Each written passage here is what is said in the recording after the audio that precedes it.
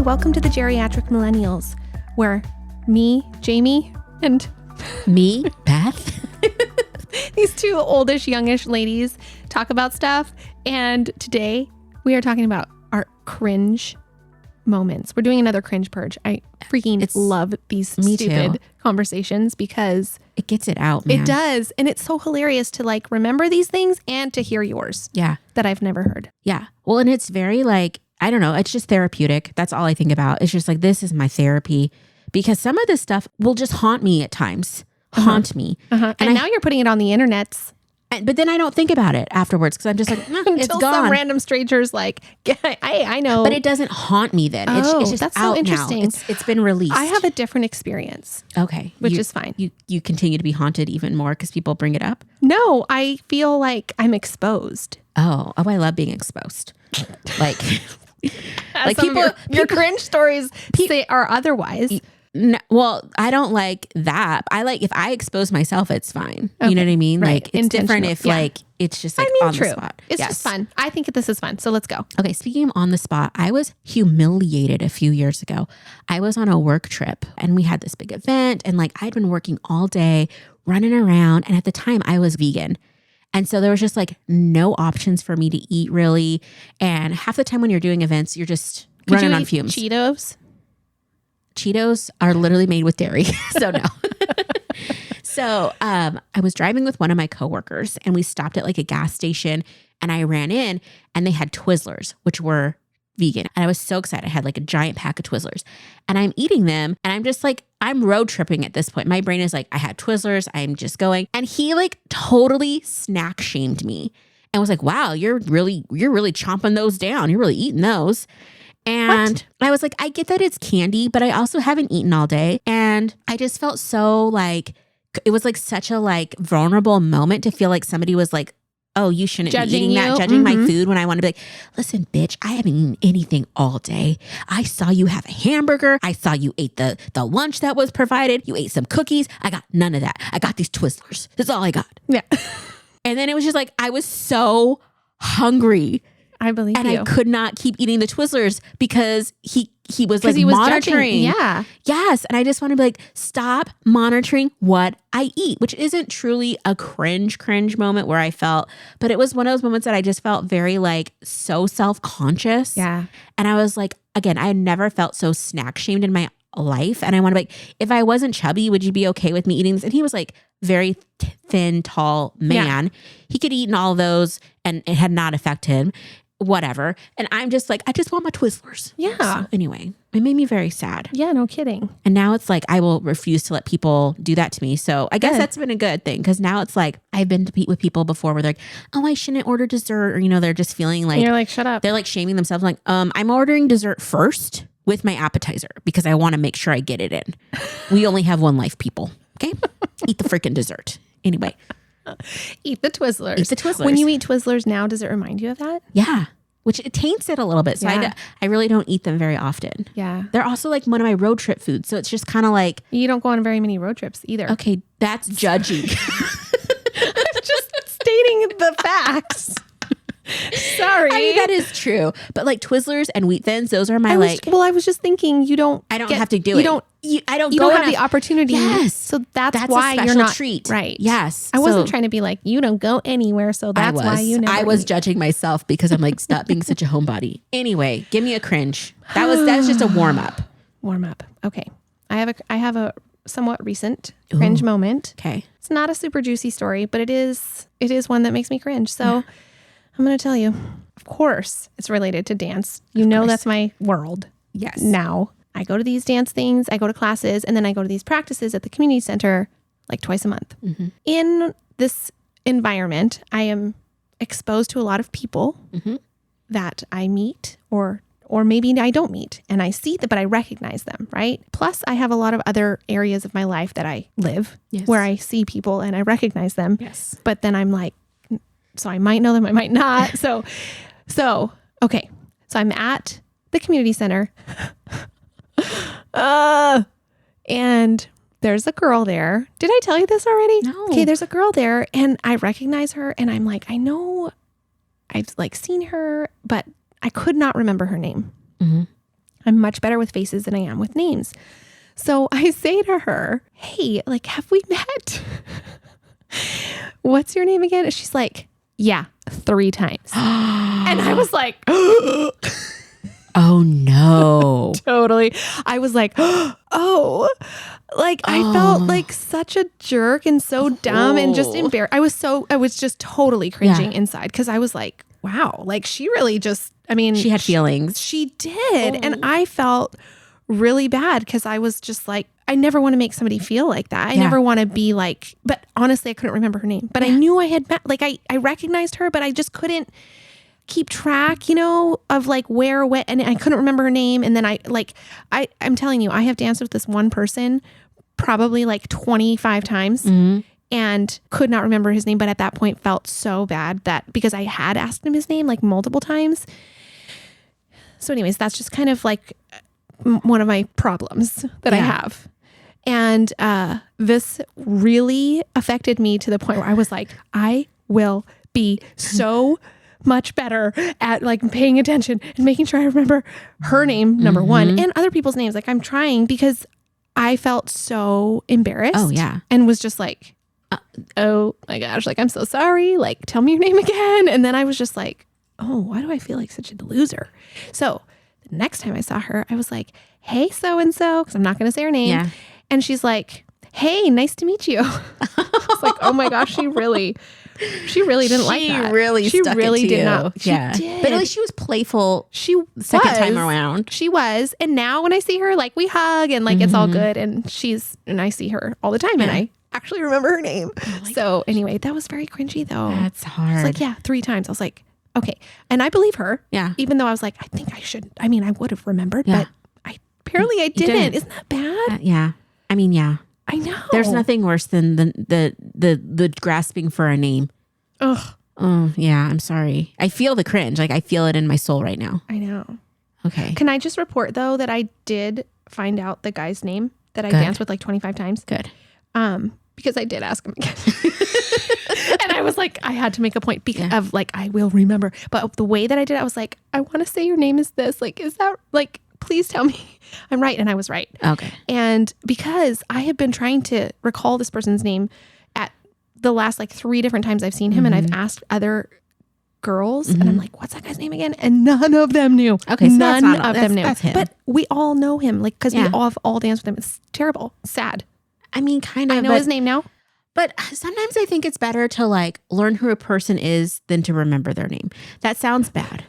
But there's like times where it's like, I don't remember your name, but I remember your like all the things you've told me. I remember I've danced with you. Yeah. I know where you live. I know what you look like. Yeah. I mean, like I can recall all this crap that we talked about. And like, I asked you questions, is the story. But it's like, that's the story. But I mean, now I know. Yeah. So now you moving know. So forward, it was torturing me. It was torturing me every time I saw him that I couldn't remember his name. And I knew I had asked him literally like 5 times. Yeah. Yeah. What's my problem? Why does these things not stay in my brain? I need to be like Michael Scott.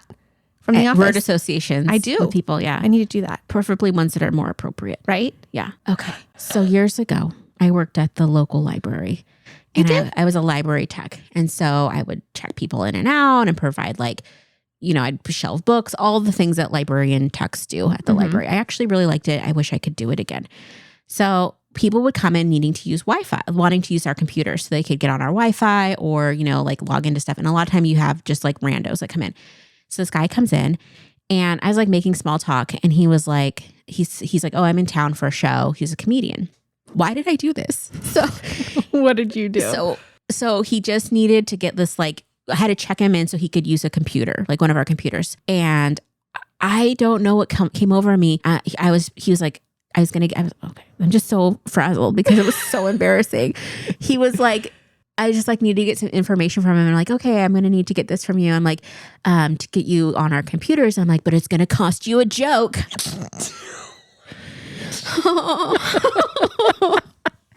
And he just looked at me and I was like, oh, just kidding.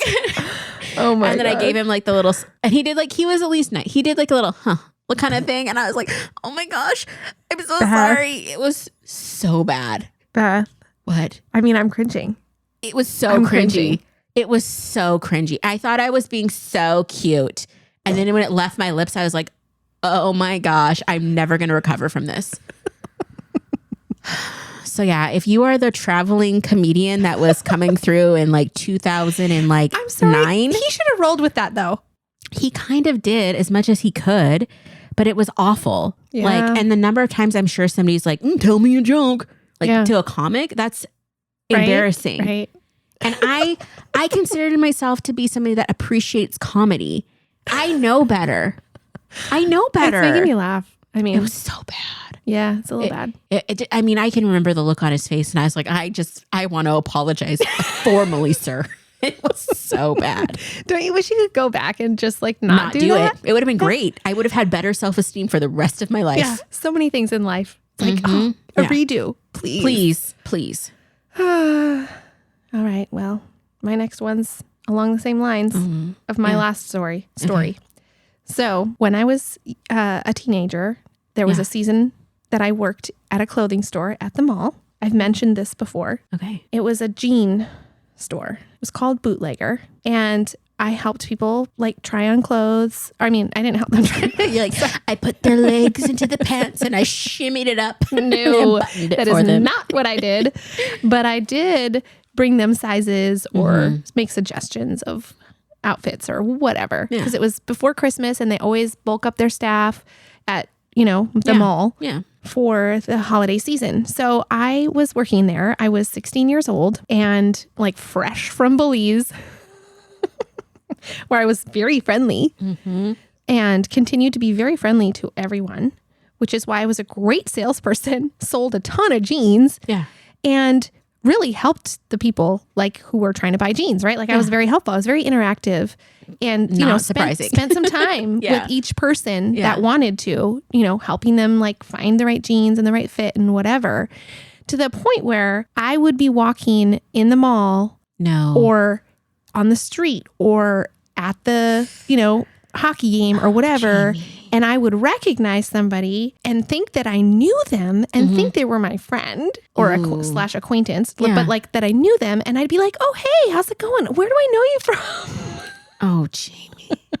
Multiple times this happened to me. And I would be like, oh, yeah, I don't know them. I sold them a pair of jeans. Like, I don't know them. They don't know me. Like, I don't know their name. Like, nothing. Like, we have no relationship. There was no, I sold them a pair of jeans. Yeah. Like, that's where I recognized them from. But I didn't know that. I was like, oh, I recognize you. Oh, hey, how's it going? I needed to stop myself from doing that, which I eventually learned to do because, like I said, I recognize people's faces. Not so good with names. So, but then I think I know them. Yeah. And I did not. You need to not know. It's very cringy. Very cringy to assume a level of friendship and then be met with like a blank stare of like, oh, yeah. Yeah. Like, who are you? I honestly thought you were walking up to strangers and like going like, you really should be in a bootcut. No. That might have been more cringy, actually. I was like, oh, please not. But no, it wasn't really hard. It's really hard to, that is awkward. Hey, like waving to people. Like, oh, hey, how's it going? Yeah. Jeez. Oh my gosh, I just had a flashback. This is a baby one. I was at the Barnes and Noble. This was years ago. And I was looking for a section of books. And I'm like, I walk up to this lady, like, do you know where this is? And she's like, I don't work here. And I'm like, what? And she was from the Photo Hut, 2 stores down, but she was in a Photo Hut uniform. And I'm just like, hi, where are the bibliographies? I don't work here. I'm like, your outfit says something different. Anyway. That is so funny. Anyway, that was a bad one too. All right. So I've got another cringe story, but this is a different level of cringe. Okay. This is the level of cringe that isn't like, oh, I'm going to cringe because I'm embarrassed or I feel like a moron. This is a different type of cringe. Okay. I'm ready. So a couple years ago, we're on a trip to Mexico and I'm with my best friend and her family and my family. And we went together having a blast. We're in this place for a few days. Well, unfortunately, my best friend comes down with an illness. So she's sick, unable to like really care for her children. She's just like in bed, like feeling terrible. And then lo and behold, her husband comes down with it. So they're like out, they're in their hotel room. She's like, please take my kids, like just take care of them. And I was like, of course. And so they're like sick in their hotel room. So we take the boys, they have 2 little boys, and we're going to go out for lunch. And my husband is fantastic at doing research about like where to eat and what to do and all that when we go on vacation. So he had found this place that had really good reviews for some kind of fish or something, fish tacos, I think it was. Ooh. Yes, it was. So we wanted to go to it. So we have 3 kids of our own, plus their 2 kids, and then grandma was there too. So we all walked to this place, and it's a little bit of a walk because it's more of a hole in the wall type of a place. It's not on the main like touristy main street where there's all the restaurants that we had been eating at, right? So we walked to this place. It's like more in the middle of the town. And it's kind of a hole in the wall type of a place. So, but it's crowded. I mean, there's lots of people there. And so they kind of have to like pull like a couple tables together because we're a bigger group. And we sit down and we have fantastic lunch, like these delicious fish tacos. And it comes, so they put this, I don't know if it was like a tray, but it had like all these little bowls of all these condiments. That were different flavors and like different types of sauces that you put on your tacos. Ooh, and yummy. you like, and they gave you chips and you like dip your chips in them and try all these like different sauces and salsas and all this stuff. And so we're like, you know, just having a great meal and like glance over and they have these big vats of the condiments like up on the shelf. Yeah. So they have like a big one with like all the green salsa and like another one with the red salsa and another one with like the onions and whatever, right? And they're just like on the counter, these big jugs of this stuff. And so we finish our lunch and everyone, you know, ate and it was great. And so they start clearing our plates and they start clearing stuff. And I'm just there. So I'm just like, you know, looking around, watching and they come and they take the bowls of the condiments, right? And proceed to like walk over to the counter. Oh no. And oh no. Yeah. And so then they like take the bowl with the, you know, that was just at our table that everyone was like dipping in and doing whatever with spoons and chips and fingers and whatever. And proceed to scrape that into the vat. Oh my gosh. Which they then like, you know, use a ladle to like scoop out and put in a bowl for the next person for like the next table. My gosh. But there's because they were not wasting any of that. Yeah. And I almost died. Oh. Yeah, because you do not do double dipping. No. No, not even like with my kids. Like I don't like that. Not even my husband. I'm like, stop. I don't want to double. You like, yelled please at don't, me please once. don't double dip. Like I want a clean cut. Yeah. I'm gonna like you took a bite from that sandwich. I'm gonna like cut that little part off. With your spit on it. Yeah. And not eat that because I don't like that. I don't want that in my mouth.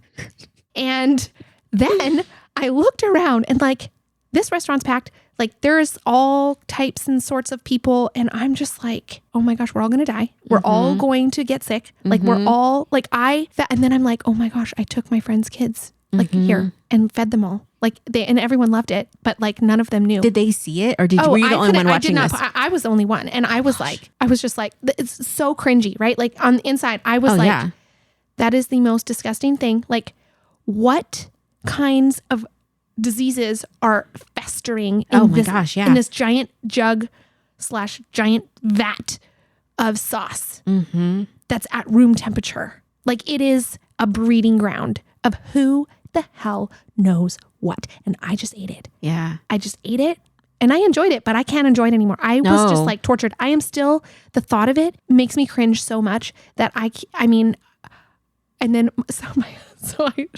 I like pointed out to my husband, like, I forget how I said it or like nudged him or whatever. And he looked at me and like, he thought it was hilarious because he was like, he knew how terrible that it, like how awful this was, like what a transgression this was in my mind. And he was just like, oh, it was great. Like, we're fine. And I was like, no, oh my gosh. I was like, oh my gosh, like everyone sanitize your hands. It's too late. It's too late. Like everyone's going to die. Everybody's going to get hepatitis. That's what I thought. I was just like, this was horrible. And then, so I'm a germaphobe, right? Yeah. So is my best friend. And so I was like, do I tell her? Do I not tell her? Like I didn't know what to do. Yeah. Did you tell her? I think so. Okay. I think I couldn't help it. Yeah. I think it was such a big story. It was it affected me so much that I had to tell her.